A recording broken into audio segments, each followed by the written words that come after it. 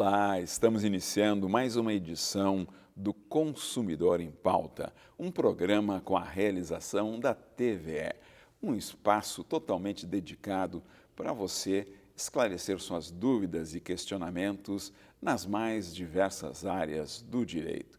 E é muito fácil, você pode enviar para o nosso WhatsApp 51 985 946 773 ou, se preferir, para o nosso e-mail consumidorempauta@tve.com.br.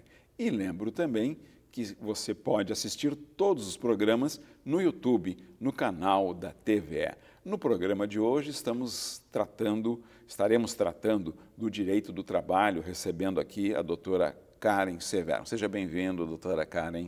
Olá, Gil. Como é que está? Tudo bem? Tudo bem. É um prazer enorme estar aqui para conversar contigo e para tirar as dúvidas dos telespectadores, né? Que são dúvidas que realmente impactam no dia a dia dos trabalhadores. Isso é muito importante, que a TVE presta esse trabalho de utilidade pública, e a gente está aqui sempre à disposição para tirar essas dúvidas. Perfeito. A primeira pergunta, doutora Karen, a pessoa optou por não se identificar. E ele relata: trabalho com limpeza e sou responsável por higienizar mais de 4 banheiros usados diariamente por mais de 30 pessoas em um escritório. Mesmo assim, nunca recebi adicional de insalubridade. Tenho direito a receber esse valor? Gil, essa é uma pergunta que vem muito diariamente, né? É uma questão muito delicada, porque os escritórios geralmente confundem o ambiente doméstico com o ambiente laboral de escritório, ou seja, não é aquela empresa gigante, não é um hospital, Sim. né? Mas tem um número expressivo de pessoas que utilizam esses banheiros. O que acontece, né? No anexo 14 da NR 15 do Ministério do Trabalho e do Emprego, nós temos lá a previsão dos graus do adicional de insalubridade. E o que acontece? Limpeza de banheiro é contato com agente biológico, né? E isso já está pacificado. Um número expressivo de pessoas que, ao meu ver, tem nesse caso, gera sim o direito ao adicional de insalubridade.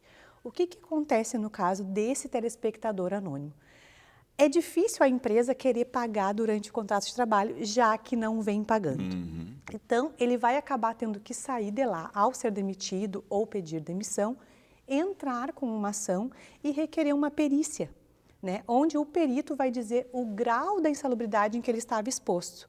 Ao meu ver, aqui pela nossa experiência, eu já digo, é um grau máximo, né? Então, ele teria que receber 40% a mais com base no salário mínimo e não no salário dele, se for maior do que o salário mínimo. Então, sim, no caso dele, porque assim, ó, são 30 pessoas trabalhando, mas e os clientes que chegam no escritório e usam banheiro? Então, é muito mais de 30. Então, ao meu ver, ele tem sim o direito a perceber o adicional de insalubridade e em grau máximo. E, doutora, e como é que ele faz essa comprovação para depois entrar com um acionamento, com uma ação judicial, perdão? Porque ele pode dizer, não, eu trabalhei lá durante tanto tempo, e a outra parte, né, o empregador dizer, não, você era um auxiliar de serviço geral, mas não era você que fazia isso. Então, ou precisa de prova testemunhal, prova documental? O que acontece? No caso dele, ele tem na carteira auxiliar de limpeza, né? Ele não é o titular da limpeza, vamos dizer assim. Quem mais fazia a limpeza? Correto. Então, a perícia, o perito vai até o local de trabalho, se a empresa estiver ativa, estiver aberta, né, esse escritório no caso, e o perito vai lá e vai fazer uma visita em loco. Ele vai verificar quantos auxiliares de limpeza tem. Ele pode questionar os empregados que estão ali. Você conheceu esse reclamante? Era ele que limpava esses banheiros? Tinha mais alguém? Ele revezava, não revezava, né? Então, assim, é muito fácil essa prova porque há a perícia. Correto. A próxima pergunta é do senhor Gabriel. Meu empregador tem me trocado constantemente de turno. Às vezes trabalho à noite, às vezes de dia. E, por isso, perdi o adicional noturno que recebia. Ele pode fazer isso sem reduzir meu salário? O que acontece, né, Gil? Ele está dizendo, em tese, que parece que ele não teve a redução de salário. Sim. Ou seja, ele está só alternando os turnos, mas no início da questão ele fala o quê? que perdeu o adicional. Então, ele teve uma redução na remuneração. O salário dele é o mesmo, mas ele perdeu o adicional noturno.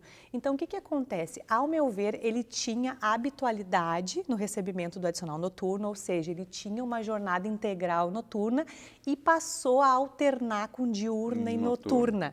Então, isso pode ser interpretado como o quê? Alteração lesiva no contrato de trabalho.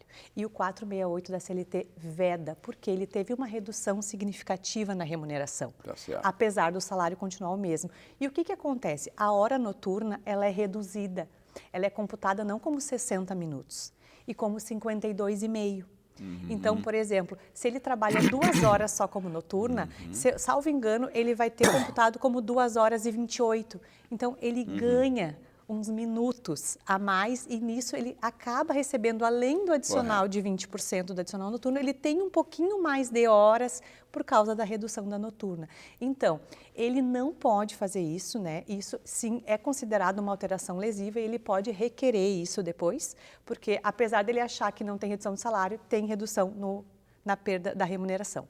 Então, está totalmente errado, né? E tu pode requerer isso para o teu empregador, pode fazer denúncia no Ministério do Trabalho ou após o contrato de trabalho, ou trabalhando também. Ingressar com uma ação judicial para rever esse direito. Consumidor em Pauta está tratando hoje do direito de trabalho, recebendo aqui a doutora Karen Severo. Próxima pergunta é da senhora Sandra. Esse mês, eu e meus colegas não recebemos o salário até o 5º dia útil do mês. O patrão disse que está difícil, que não podemos mais contar com o salário no dia certo. Isso pode? A empresa pode atrasar o pagamento dessa forma? Gil, apesar do empregador estar numa situação difícil, ele não pode deixar de pagar o salário no 5º dia útil. Isso está determinado na CLT, certo? Porque o empregado, ele se programa para pagar as contas de acordo com o dia que ele recebe o salário. Aí a Sandra, ela diz que ela recebeu no último mês e que parece que vai passar a receber sempre em atraso. Então, o que eu indico? Ela tem que fazer uma denúncia no sindicato da categoria, no Ministério do Trabalho, para que o empregador receba sanções, né? Às vezes começa com uma advertência, depois passa por uma multa pecuniária e o empregador vai ter que dar um jeito de pagar os funcionários no 5º dia útil, pois isso é uma obrigação legal. Não tem como o empregador optar por pagar dia 10, dia 15, dia 20, quando ele bem entende ou quando ele tem dinheiro.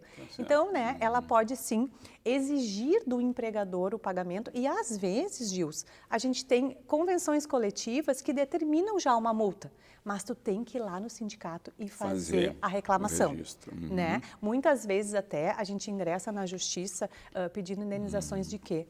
Danos morais.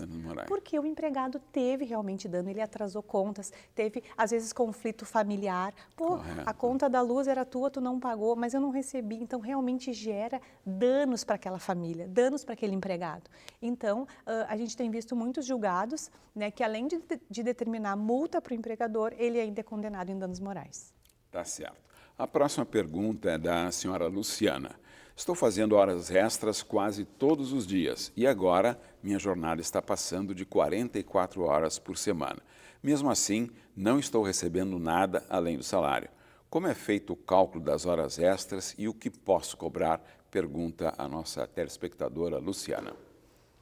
Oi, Luciana. É muito interessante, né, a gente ouvir isso, né, que a pessoa excedeu as 44 horas. Porque, às vezes, o empregado, ele não sabe realmente quantas horas ao certo é o contrato dele. E um contrato de 44 é um contrato de 220 mensais. Tá certo. Né? Então, além dela exceder o semanal, ela excede o mensal. E como é que a gente faz esse cálculo? Né? O 59, parágrafo 1º da CLT, ele diz lá que toda jornada que exceder a 44 horas deve ser remunerada com adicional de, no mínimo, 50%.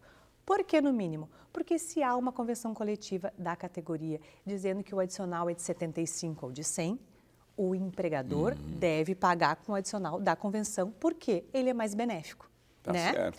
Então, como é que ela vai fazer esse cálculo da hora? Ela vai pegar o salário dela, vai dividir por 220 e vai acrescentar do adicional correspondente, 50, 75, 100%, e aí ela vai ter o valor da hora extra dela.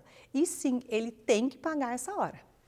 Então, a primeira conduta da senhora Luciana seria ela consultar a convenção coletiva para saber qual é o que foi estabelecido como adicional. Isso. Aí, independente disso, ela vá até o sindicato dela e faça lá o registro disso. E aí o sindicato notifica o empregador? Sim, o correto, sim.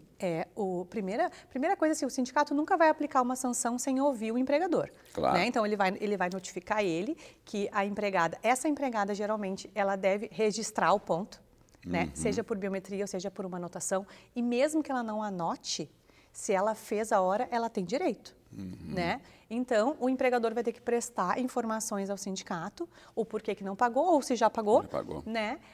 E aí, ela passa a ter um respaldo legal, caso ela precise entrar na justiça depois. Olha, eu fiz a reclamação no sindicato, a empresa não pagou e eu estou aqui agora requerendo os meus direitos.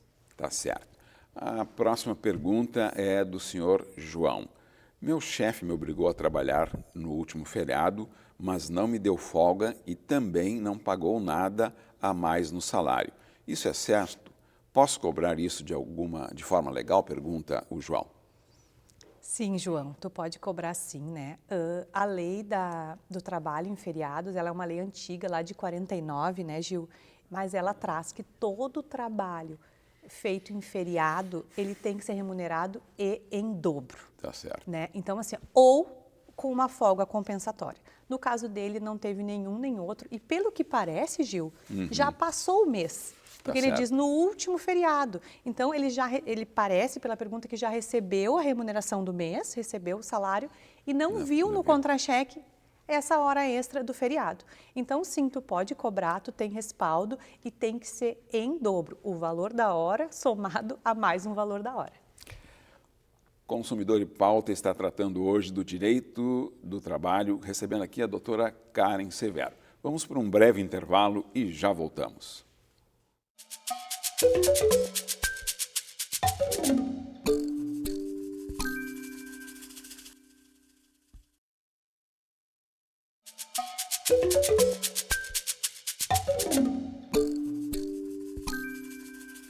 Consumidor em Pauta está de volta tratando hoje do direito do trabalho, recebendo a doutora Karen Severo. Lembrando sempre que você pode mandar as suas dúvidas e questionamentos para o nosso WhatsApp 51985946773 ou, se preferir, para o nosso e-mail consumidorempauta@tve.com.br. E reforço mais uma vez, você pode assistir todos os programas no canal do YouTube da TVE. Só conferir lá. A próxima pergunta, doutora Karen, é da nossa telespectadora Paula.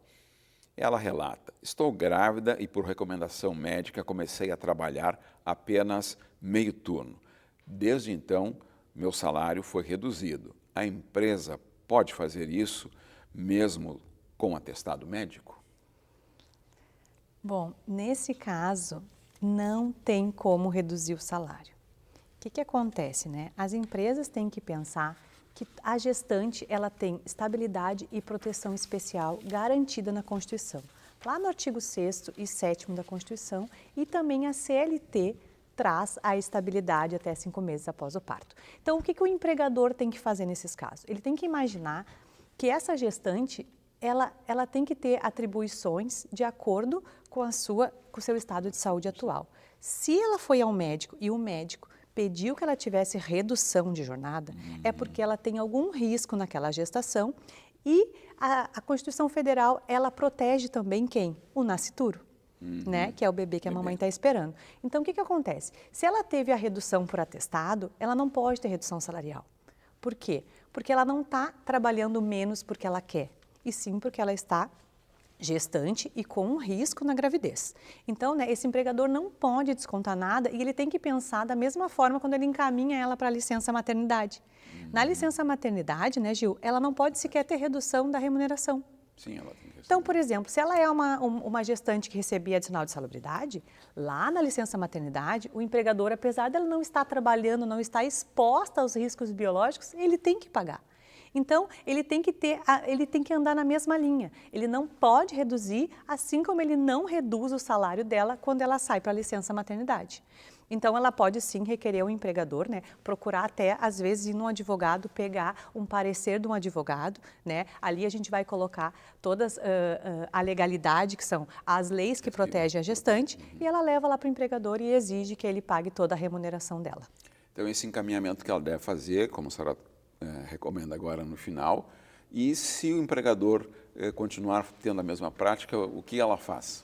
Se o empregador disser assim, isso é como esses acordos que a gente faz de redução de jornada com redução proporcional ao salário, não é porque tu está gestante que eu vou pagar tudo, ela vai ter que requerer aonde? Na justiça. Não tem outra saída, não vale a pena nem brigar com o empregador, ele já deu, né, o respaldo dele. Então, ela aguarda passar esse período, entra em licença e depois da estabilidade dela, ela pode entrar na justiça ou, não é só depois, ela pode entrar também agora. Requerendo, né, até uma liminar na justiça e vai ser deferida. Ela pega os contra-cheques, traz para o advogado e vai mostrar ali que está tendo redução e com certeza um juiz na própria liminar já vai mandar o empregador pagar o salário correto. Tá certo. Obrigado, doutora Karen. Vamos para a próxima pergunta da nossa telespectadora Vanessa. Meu contra-cheque sempre vem com apenas o valor líquido e nenhum detalhamento dos valores pagos ou descontos. Eu posso exigir que ele venha discriminado? A empresa é obrigada a informar tudo? Sim, a empresa é obrigada a detalhar o que a pessoa está recebendo e o que ela está pagando, né? O artigo 464 da CLT estabelece que o pagamento tem contra-recibo assinado pelo empregado. Então, o que acontece?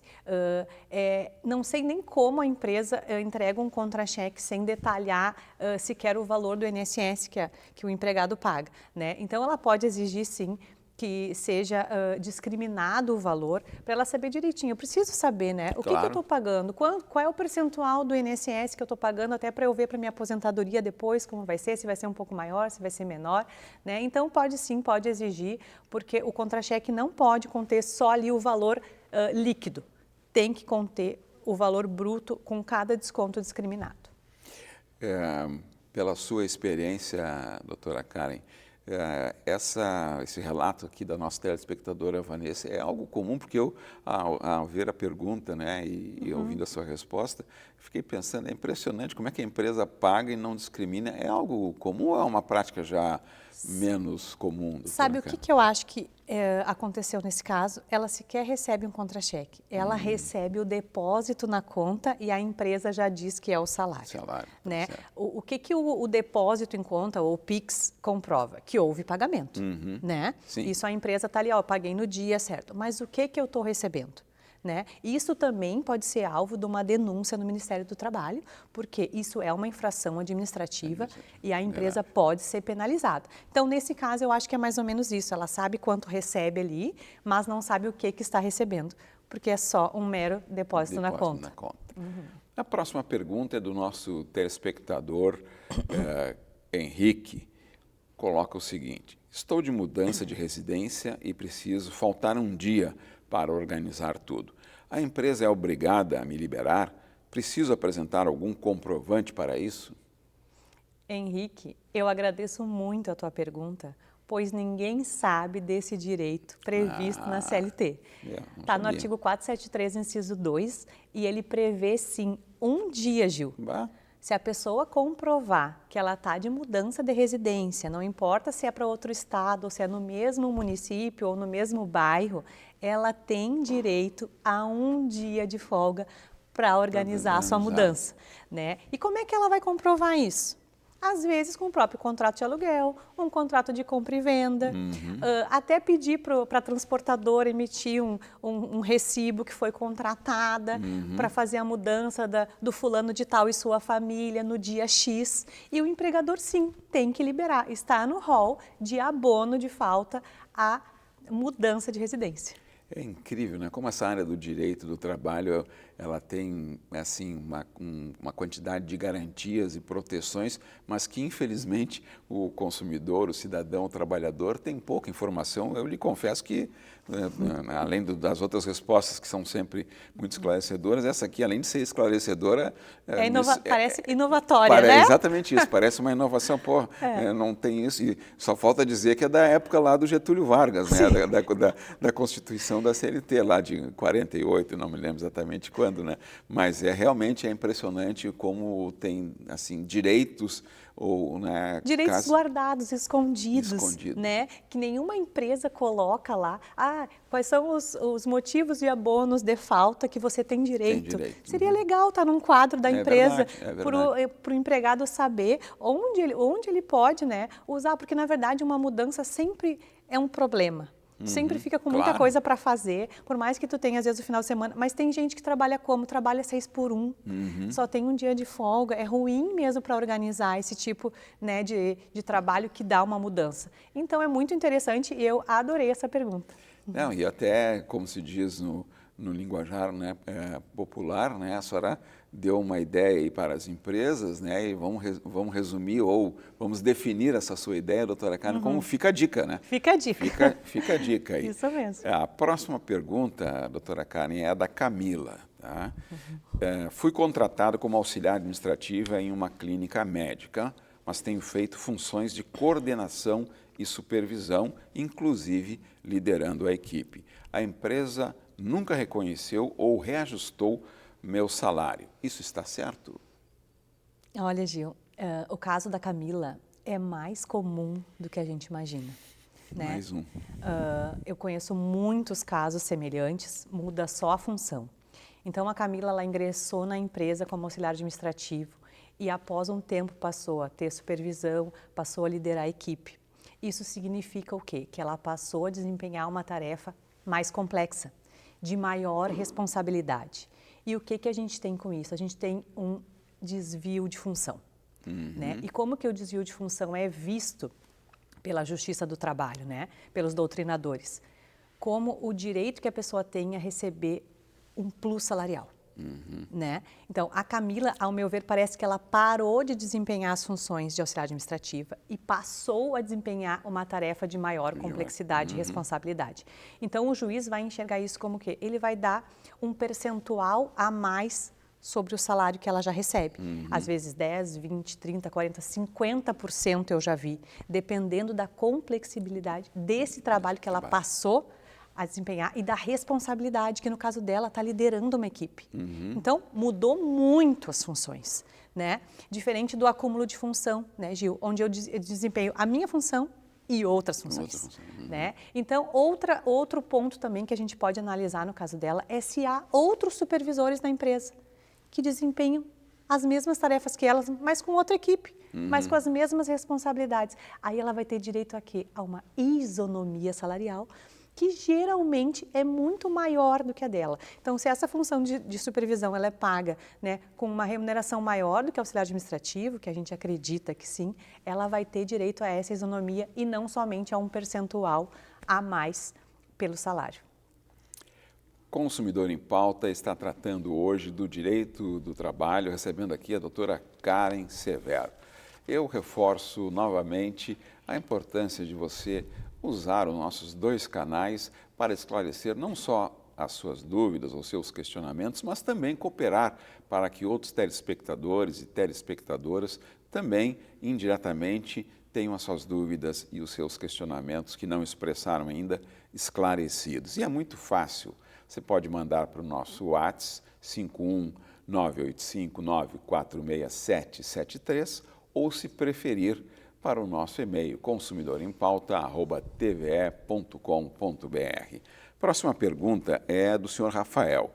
Mesmo fora do horário de trabalho até nos finais de semana, meu chefe manda mensagens cobrando atividades e pedindo relatórios para a segunda-feira. Isso conta como hora extra? Posso cobrar por isso? Rafael, é muito interessante essa pergunta e acontece com muitos trabalhadores, Gil. Né? O final de semana ou o dia do descanso semanal remunerado, a pessoa está ali no WhatsApp recebendo tarefas, às vezes para desempenhar em casa mesmo. O que acontece? O tempo à disposição do empregador é o tempo que tu recebe remuneração. E se tu está em casa e efetivando tarefas. No caso dele, pedindo relatórios para segunda-feira. Então, parece que no domingo ou no sábado, se ele está de folga, o empregador está exigindo que ele chegue segunda e na mesa entregue o relatório. Então, suponho que ele está, sim, conforme o artigo 4º da CLT, executando tarefas no seu lar, no seu descanso. E isso configura, sim, tempo à disposição do empregador e gera direito à hora extra. E se for em domingo, em dobro, porque domingos e feriados são remunerados com um adicional em dobro, o valor da hora é dobrado. Então, sim, ele pode cobrar a hora extra, ele tem esse direito e ele deve receber. Então, o empregador cuide muito, né, com essas mensagens, com essas exigências, para que você não tenha que pagar essa hora extra. Muito obrigado, doutora Karen Severo, pelos esclarecimentos e agradecemos a sua audiência e até o próximo Consumidor em Pauta aqui na TVE.